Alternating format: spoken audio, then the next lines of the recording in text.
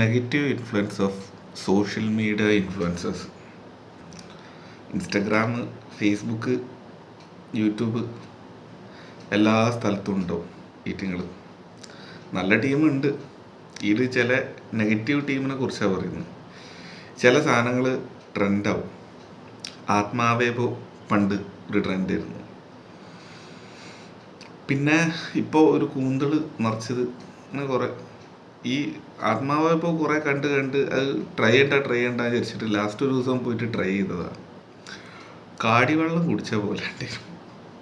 പിന്നെ അതേപോലെ തന്നെ ഒരു ഇൻഫ്ലുവൻസർ പറഞ്ഞിട്ട് ഒരു അറബിക് റെസ്റ്റോറൻറ്റിൽ ഒരു പ്രാവശ്യം പോയിട്ടിരുന്നു.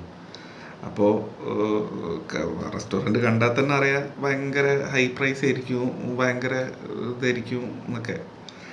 എന്നാലും പോട്ടെ, പോയപ്പോൾ പറയാ, നിങ്ങൾ ഓൺലൈനിൽ ബുക്കിംഗ് ഒക്കെ ചെയ്ത് കഴിഞ്ഞാൽ ഇവിടെ നിങ്ങൾക്ക് ഇരിക്കാൻ സീറ്റൊക്കെ കിട്ടുള്ളൂ. ഞാൻ പറഞ്ഞു ആണോ, എന്നാൽ പിന്നെ ഞാൻ പോയിട്ട് വരാം. അല്ല നിങ്ങൾ നിൽക്കി അങ്ങനെ പോയില്ലേ, നിങ്ങൾ എന്തായാലും ഇവിടെ വന്നതല്ലേ, അപ്പോൾ നമ്മൾ സെർവ് ചെയ്യേണ്ട ഒരു കടമ നമുക്കുണ്ടല്ലോ എന്ന് പറഞ്ഞിട്ട് എനിക്ക് ഒരു 10 മിനിറ്റ് വെയിറ്റ് ചെയ്യിച്ചിട്ട് എനിക്കൊരു ചെയറൊക്കെ തന്ന് ഞാൻ ആ ചെയറിലിരുന്ന് അവിടെ അത്യാവശ്യം നല്ല തിരക്കും കാര്യങ്ങളൊക്കെ ഉണ്ട് കേട്ടോ.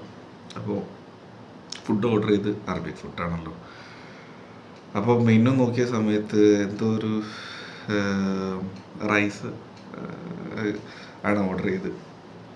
അപ്പോൾ നല്ല ഹെവി പ്രൈസൊക്കെ ഉണ്ട്. അതായത് പുറത്തുള്ളതിനേക്കാളും ഒരു 100 രൂപ ജാസ്തി ഉണ്ട്. അപ്പോൾ കഴിച്ച് സത്യം പറഞ്ഞാൽ പകുതി കഴിച്ചിട്ട് പകുതി ഒഴിവാക്കിയെന്ന് പറയാം. അത്രയും മോശം ഭക്ഷണം.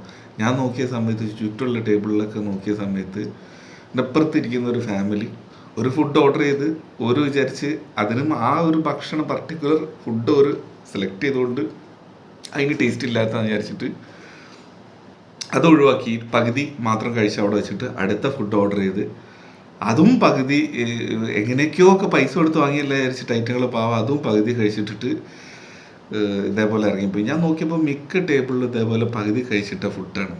അതാണ് അവിടുത്തെ ട്രെൻഡ് എന്ന് തോന്നുന്നു, പകുതി കഴിച്ചിട്ട ഫുഡ്. അപ്പോൾ ഞാൻ കൂന്തൽ ഫ്രൈ കൂന്തൽ ഇറച്ചിയൊന്നും ട്രൈ ചെയ്തിട്ടൊന്നുമില്ല. ട്രൈ ചെയ്യാനായിട്ട് വലിയൊരു മൈൻഡും ഇല്ല. കാരണം ഈ ട്രെൻഡിനനുസരിച്ച് പോകാന്ന് പറഞ്ഞാൽ ചില സമയത്ത് പണി കിട്ടും.